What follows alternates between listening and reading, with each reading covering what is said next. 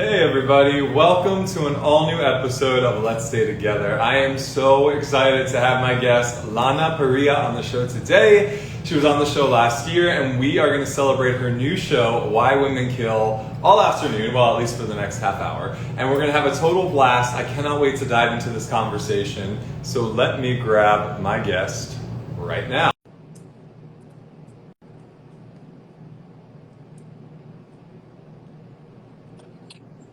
Lana! Hi! Hi, how are you? I'm good.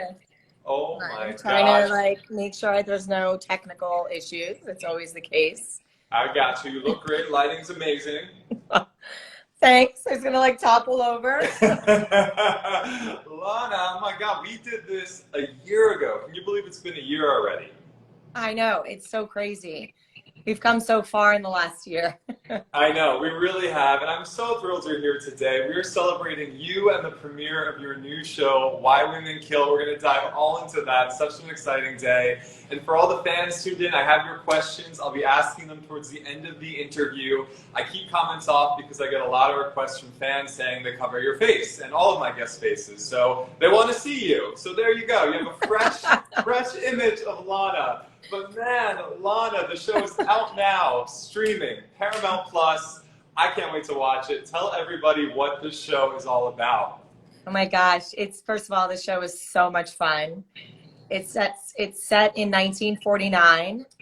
It centralizes around one main storyline as opposed to first season, which was in three different eras. So this is we're in 1949.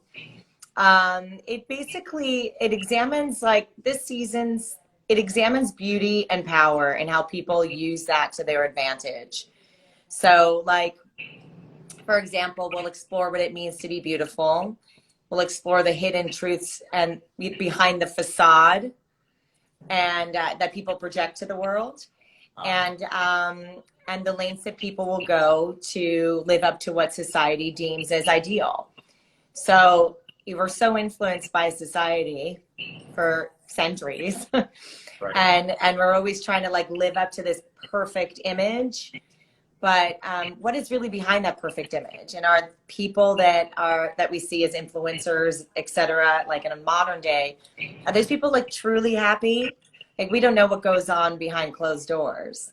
Right. So that's what we explore. And Alma Philcott, played by Allison Tolman, her character is, she looks up to mine as Rita Castillo is a goddess to her, and she wants to be her. She wants to be in the garden club. She wants to be accepted by Rita. She wants to be her friend. And Rita's just has no time in the day for her. Because Alma's character doesn't live up to that ideal. And anyway, you see these two women sort of growing in different directions throughout the season, but they're very much intertwined. Wow. Okay, Yes. Talk to me a little bit about Miss Rita Castillo. Tell me what she's all about and what have you loved about playing her. Give me the scoop. Rita is a riot. I mean, she is the queen bee. She's completely fabulous and complex and layered. A lot of complexities there. She's a sardonic wife to a very wealthy elderly man whom she's been married to for way too long. There was a deal where she thought that he was going to die early on. And you'll see how they linked up. Her past is very messy, not what you think. And he's still alive 12 years later. And she's like, I'm gonna kill you. And she wants him to die so she can start living her best life. She's been a little bit of a prisoner. And she's also the president of this garden club, and she rules it with an iron fist. And on the side, to keep things more interesting for her, she is having this torrid affair with a very handsome young Matthew Didario. Well, not him per se, but the character Scooter.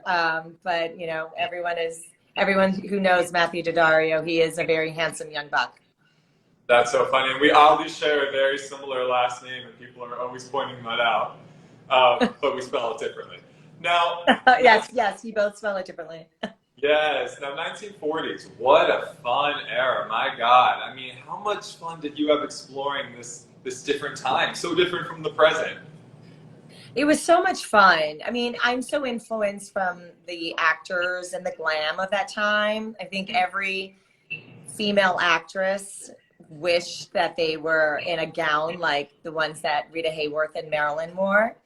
And we all look forward to that red carpet moment, so we can do that.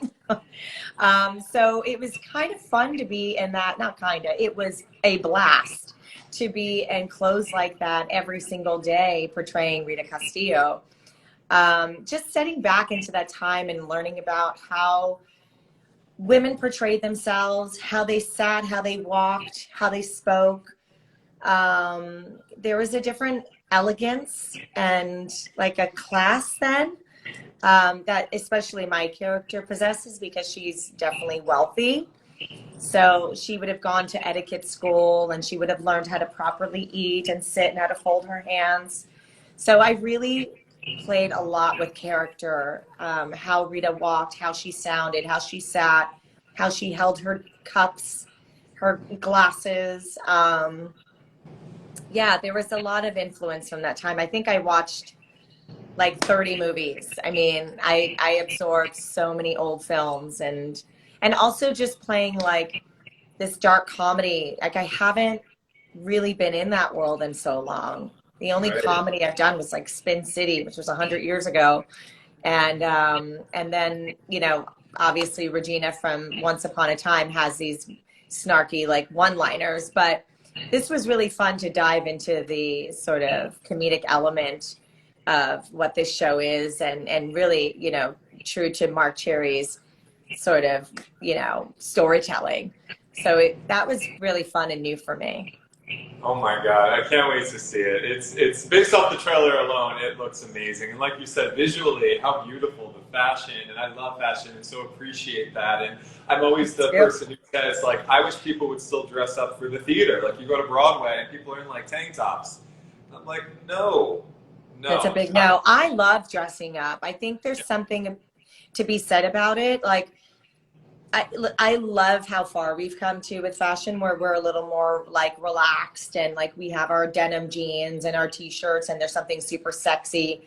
I mean, about a white t-shirt and a pair of denims, you know, jeans. But I really love the glam and glitz. Like I just think that I've always been into it since I was a little girl and getting dressed up. Like we don't get to go out as much anymore, but last night when we had a drive-in, you know, show premiere and we're in the middle of like Santa Monica Airport.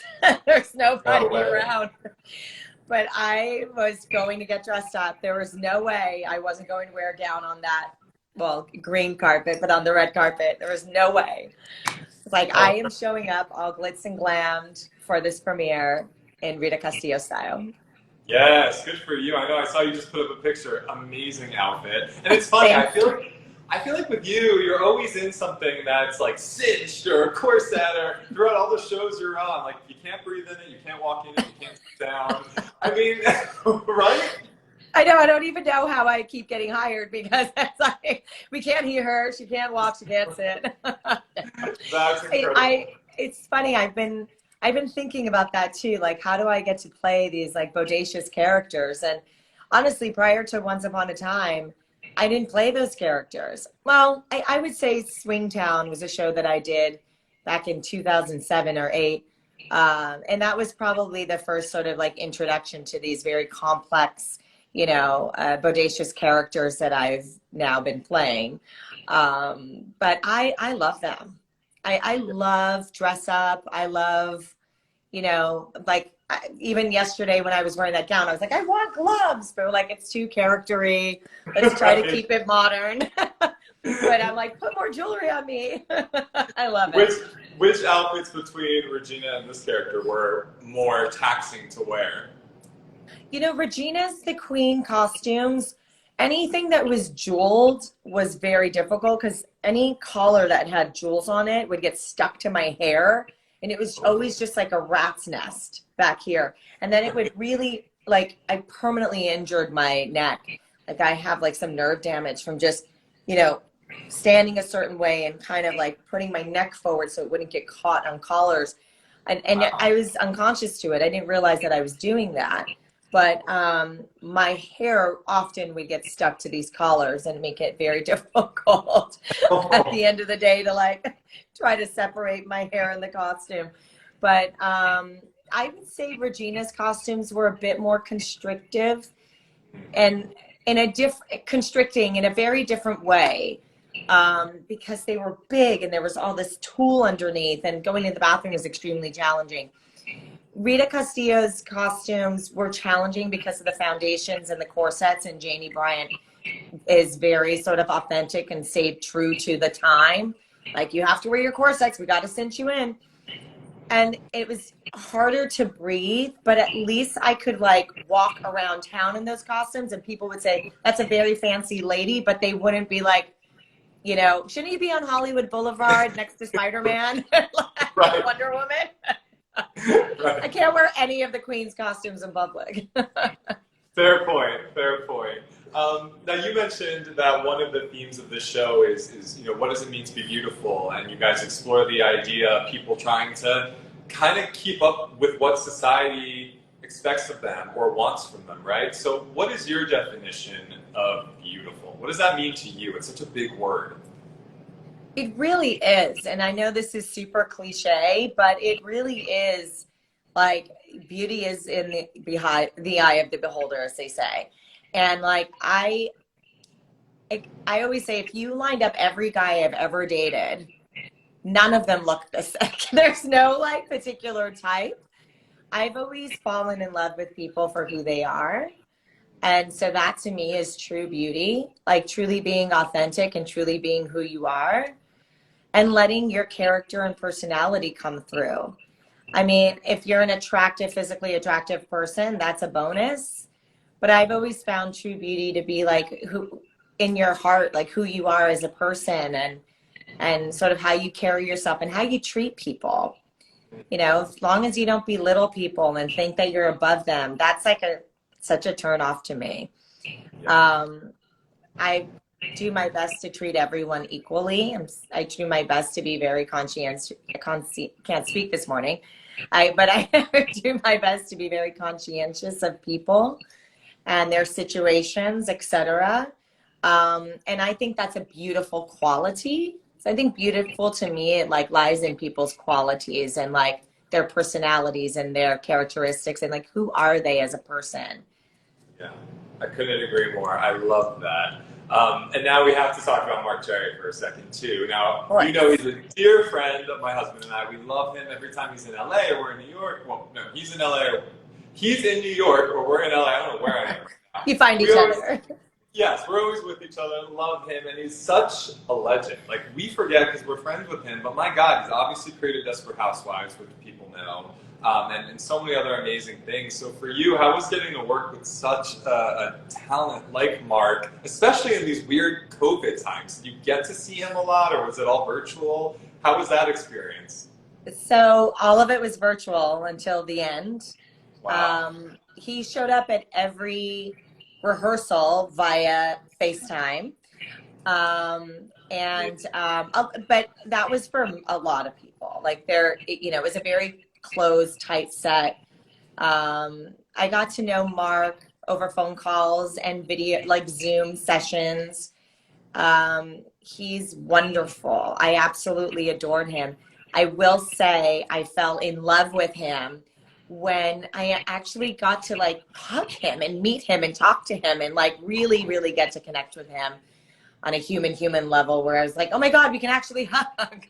Right. So like, vaxxed at this point, you can like not have to worry. So I just I felt like he really appreciated being in person as well. And I think it was sort of a very odd thing for him and for a lot of people to experience, like working with the cast for the first time, but never really getting a chance to meet them in person and like touch them. So when we had a small little gathering at his home, it's like a, wrap sort of brunch. And I felt like I really got to see the genius and the man behind the big name, and I just think he is a lovely human being, and I absolutely love working with him. I love this crew. I love like his whole team. It was just fun.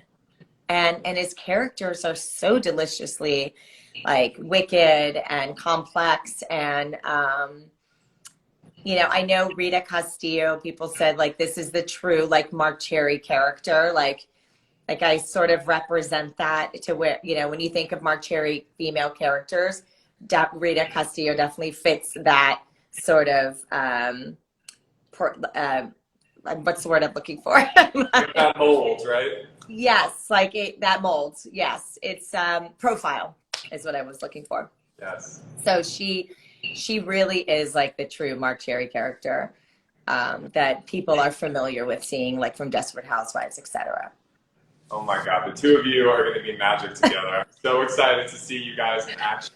Now, it's so interesting because you've done a lot of work over the years, kind of based in these different time periods, right? Like once upon a time, you were always in some sort of mystical with throwback period, and now this. Do you gravitate towards these era-driven projects that are kind of away from the present, or it's just kind of where work has led you?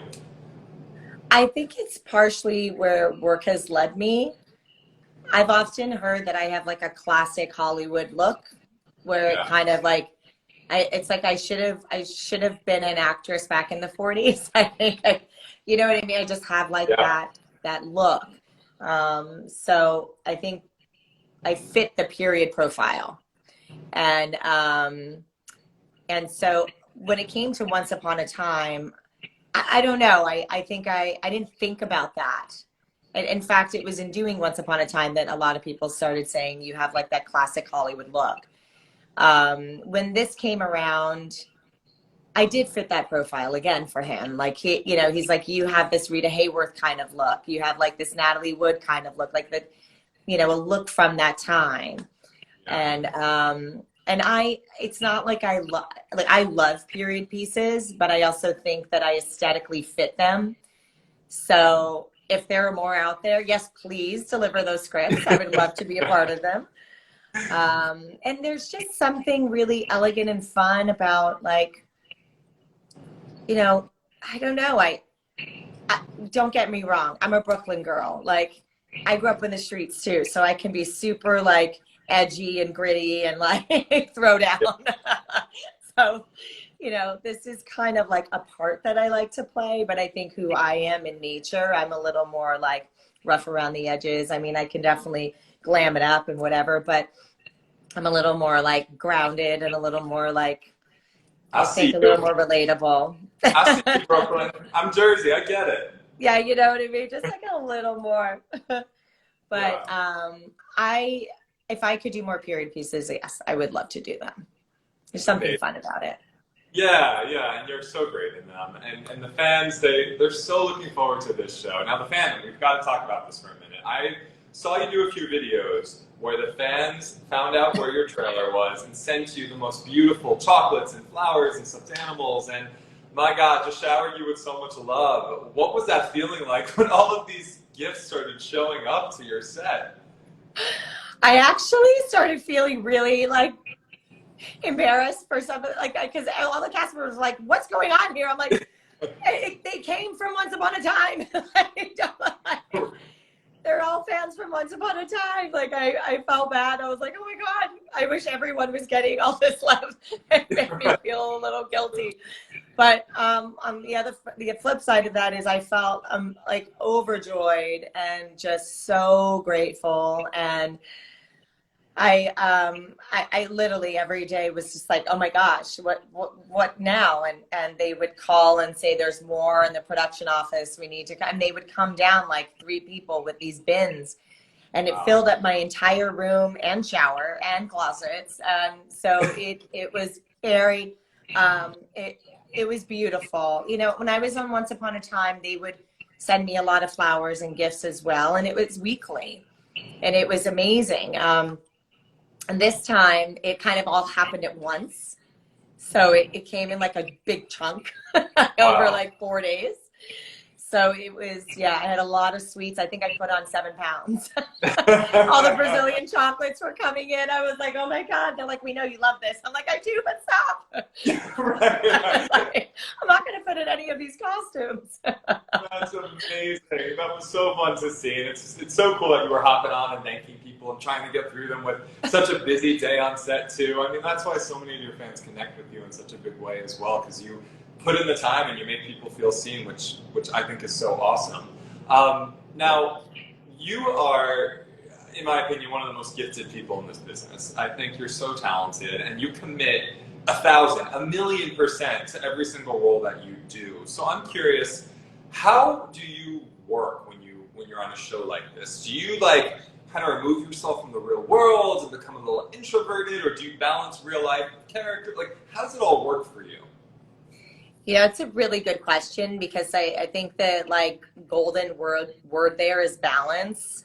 And I think that's a very hard thing for people to figure out. And I only started learning how to balance because I was failing at certain areas of my life because I didn't know how to. And I realized that if you want to have love and work sort of exist in the same world, you have to learn how to balance. And when I was on Once Upon a Time, I was working 16 and a half to 17-hour days, Monday through Friday. It was very hard. I was married. It was very hard to find the balance. And then I had to kind of figure things out, talk to the producers, be like, can you please help me? Like, give me a one day. I can be with the family. Right. You know, it was tough. It was very tough. But as much as I'm a workaholic, I also know that finding balance in life is really, really critical and important, because it only adds to your work. And it's really important to kind of like take a break from, you know, it's like athletes that are always going. They usually take like one day off to kind of give their body like a break to reset. And I think you need to do the same thing with your brain and your body. As much as you want to keep going, you kind of have to force yourself to just stop. And I've found ways to do that. I've absolutely found ways to do that. Now, with that said, when it comes to prep and working really hard, you know, for every character that I play, there's a Bible I create, and I write like backstory, history, who is she, where does she come from? Like, there's a whole Bible for Rita Castillo that no one will ever see, but I have like 2.5 journals full of like backstory and like working with Mark and hearing about, you know, what he thinks, where did Rita come from, and who is she really, and how did she end up here? I love that stuff. I love character development and building, you know, the backstory, and like and it's just like really sort of layering the character more and more. There's a lot that goes into this process. It's very time consuming and complex to sort of truncate in an interview, but homework and like is my favorite thing to do. I really love it, and I love hearing the words, and I love sort of playing with imagination and creating the world, and that's all like part of my process. That's amazing. And you create playlists as well, right, for every character? Yes. So did you Yes. make one for Rita as well? Yes, it's called Ritas Rhythm. And Ooh. yeah, and it's kind of fun. It's like there's a lot of songs. I was like, where's my phone? You're on it. Like, wait, it's gonna play something. But it basically like it has a lot of songs from the 20s. So like, what were her childhood songs? Her background, she is Latina, so then I had like some songs that influenced her when she was younger, like her parents would have listened to. And then in her teens, into her 20s, into her 30s, and kind of taking her up to songs that she's dedicated to Carlo Castillo, who she hates, you know, her husband, and like fun, sexy songs that she has with her lover Scooter, and then songs that are just like for Lana, that's sort of for Lana, like I'm not here, like for myself, that just like stimulate me or inspire me, or, you know, kind of trigger something. And I like to have those songs that maybe aren't like for the character, but they kind of remind me of her or a time in my life that I could draw from that actually lends itself to this story. So it varies. There are some modern songs on there, like there's like an Eric Clapton song, Wonderful Tonight, which was I can share this, it's so beautiful, which was my first Love and I song. So it was a song that, like, he's still one of my best friends. So we've known each other since we were 10 years old. He's my oldest friend today. So like, he's still in my life. And we shared this song when we were kids, when we were in love. And what that song did for me is every time I listened to it, it triggered like that love, that true love, that puppy love, that innocent love that Rita Castillo once had and doesn't have anymore and still wants in her life. So I would play it for her while I was her, and it would just kind of create this sort of hope, like I am going to find that, because ultimately that's what she wants. She really does want true love.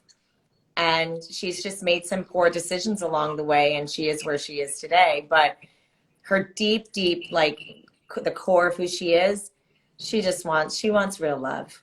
And so when I play that song, it was like such a little gift for her and me. And it just kind of put me in that headspace where I needed to be for any particular scene where it was appropriate. I love that. I mean, music is powerful, so it's so cool you use that to help develop your character, right? Yeah, for sure. I use it all the time. I had a lot of Queen, Evil Queen, and Regina playlists, but with Apple, I'm going to badmouth Apple, they've completely screwed all of my playlists, all my songs. Like, anyway, I won't waste our time here, but I have tons of CDs that I've uploaded and put on my computer. And then when Apple did all these updates, like, I don't know how long ago it was, and my iPod died, all my playlists were gone. Like, everything just disappeared. It sucks. I just have like a Bandit Regina playlist left because I played like 12 different versions of that character for a lot of playlists. Yeah, you have quite a few of those, I'm sure. Oh yeah. Yeah, oh, that's awesome. I love hearing stuff like that because people don't realize how much goes into creating these characters and what helps you get there, right? I think it's such an interesting process. And music, I think everyone can connect to, so super cool. 100%. Now, let me get to a few fan questions. Sure. Do you have about like 10 more minutes? Yeah, go for it. Okay, cool. So, number one, these were the most popular questions. Number one, any similarities between Rita and Regina, two powerful women? Yes. I mean, yes, they're both powerful women. They're both like super glitzy and glam. They both can be snarky and sardonic. Let's see. There's a lot of hidden secrets, and they have very complex backgrounds. And like I said, don't be so quick to judge Rita. And we all felt that way about the Evil Queen when we first met her, and those first 17 episodes were like, she's awful. We hate her, but we love her. But we hate her, but we love her. And then in episode 17 or 18, whichever it was, when you learned how she became this way, then everyone started like, oh my God, having so much compassion for her, and we understood her complexities. Rita has not a similar background. Obviously, one's fictional, and well, they're both kind of fictional, but one is set in a fairy tale world. But Rita has a very complex past, and she's sort of graduated into this woman that she's become, but it's not who she truly is. Ooh, good tease. I can't wait to see that unfold. Number two, I love this question. What is something from 1949 you would bring to 2021, and what's something from 2021 you'd bring with you back to 1949? Oh gosh.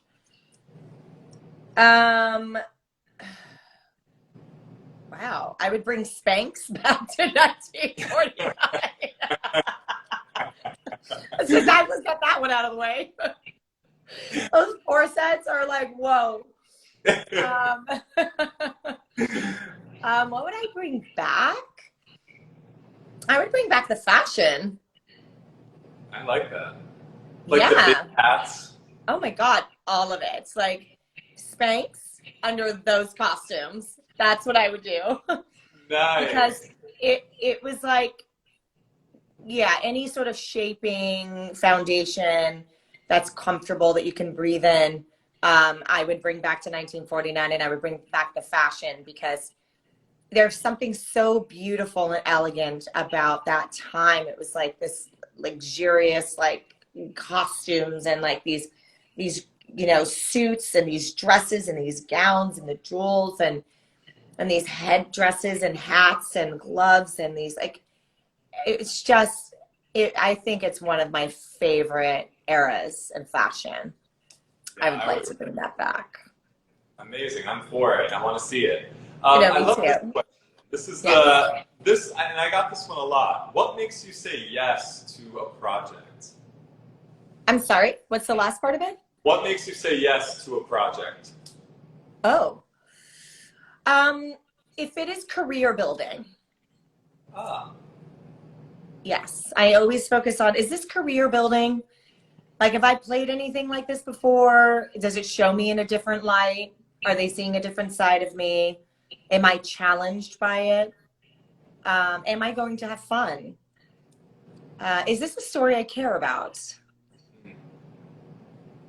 Yeah, kind of very nice. all of those. There's a lot that goes into the yes. And location. I'm like, where am I going to be? And you filmed this show in California, right? Yes, yes. Nice. So that was neat. All right, last fan question, and it's a once question. I had to get this in there for all the fans. Do you still feel close to Regina after all of these years? I think I'll always feel close to Regina. She'll always be a part of me. She will be the one character that I can probably say at this point that will go down in history as being the longest story I've ever told. Mm. So just because the formula in TV is changing, and I can't foresee that formula moving forward.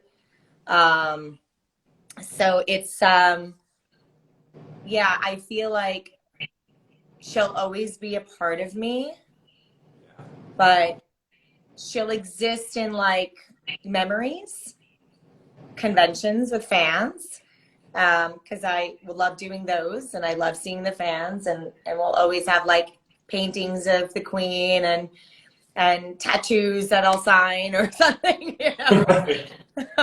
But yeah, I think that I grew so much as a human being on that show. I mean, it was an entire life cycle. And, I started off one way, and I I grew professionally, I grew just personally. That role helped shape me to become the woman I am today, along with everything else I've experienced in my life. So yes, she will always forever be with me. And one day I would like to watch the show as an audience viewer, because I've always watched it as a critic. I'd like to watch it and just really see the impact that she had on the world, because I know from our fandom that it was a huge impact. So I'm curious now that I'm, like, so far removed, because we're no longer up there. It's been 3 years. I'm no longer telling the stories. I'd like to watch it at some point as a viewer. And just, maybe I'll do it with Rebecca Mader. Maybe we'll, like, have a binge and watch, season 3 together. Oh, I hope you do that. That seems like it would be a really fun thing to reflect back on. I love it. And not, like you said, not critique it at all. Just enjoy. Just enjoy. Grab some popcorn, some chocolate, and just sit back and binge. I love that. Now, before I let you go, I have a super quick, fun rapid fire game. Now, these are 3 topics. One of the 2 things I'm going to tell you is from the 1940s. One is not. Full disclosure, I got these all wrong. So let's see how you do, okay? Swing dancing or the twist, which was very popular in the 40s? Oh, I think it was swing. You are correct. It originated in the 20s and stayed popular through the 40s. Yes. Okay, I should have known that. I got that The twist, wrong. I think, was in the 50s. Yep, 50s, 60s. Nailed it. Oh, 60s, yeah. The Slinky or Monopoly, which was the popular toy in the 40s? Oh, I think Slinky. Damn, you're good. Yes. Monopoly Monopoly was 1935, Slinky 1945. And the last one, what was introduced in the 40s? The two-piece bathing suit or the one-piece? Oh, I think oof, I would say the two-piece. Yes! Oh my God! Oh! 3 for 3, 100%. You nailed it. You definitely put me to shame. Yeah, the one piece was like 1905, 1910 around. Yeah, I figured that was older, but I was like, I had to go back and I saw Marilyn in a two-piece when I thought about that. I was like, nope, that was in the 40s. Well, clearly you learned a thing or two living in the 40s for the last couple months. I guess I did a lot of homework when I was building this character with Mark Terry. Yes, you did. Somewhere in that Bible of yours are these talking points, I'm sure. Yeah. I read like what was popular then and like in the whole decade and like what happened and learning about the history all over again and learning about world history and American history and how it influenced everyone in the 40s and coming out of the Depression and like, just all of that. Like it was so fun to go back and listen to the music of that time. And, honestly, this is something I can leave with all of you. Like, it's an opportunity, to educate yourself and to go back and like before you watch the show or while you're watching the show, go back and play some music from that era. It's so fun. It really is. I learned a bunch of like, oh God, what's her name? Tucker. Oh God, I'm spacing on a name, but something Tucker and Al Brawley or Bowley or something like that. I started listening to him quite a bit. Wow. And it's very uplifting. It's like, very sort of upbeat, uplifting. It's kind of complex and happy. And some of it's like, oh God, this is so dated, but it's fun. It's fun to kind of step back into that time. And one thing my grandmother used to do, which I think I might do tonight, I'm having a little premiere party at the house. She used to get dressed up. She was a big soap opera viewer. And all the old ladies in the neighborhood would come over and she would make a big Italian spread, because my grandmother started cooking at 5 a.m. and she'd make this huge spread for everybody, and all the old ladies would come over and they would dress up to watch their favorite, soaps. And I just thought that was like, there's something fun and cute about that. It's like getting dressed up to go to your friend's house to watch the Oscars, right? And I think you can make an event out of this. It's the summer. Have fun with this show. It is a great summer show. You can't binge it, which I kind of like. So you can actually watch the 2-hour debut tonight. But then next week you can get glammed and glitz with your friends and watch it every Thursday night for the next couple of months. Oh my God, I love that. I'm so excited to watch this show. Congratulations to you. What a special day. And I'm so, so honored you took time today on your premiere day to hang out with all of us. Thank you. Likewise, it's so great to see you. I hope to see you in person when I'm out in New York. I hope so too, Lana. Sending you all the love and congratulations. Thank you, and to you and your beautiful partner. Thank you. Bye. Bye.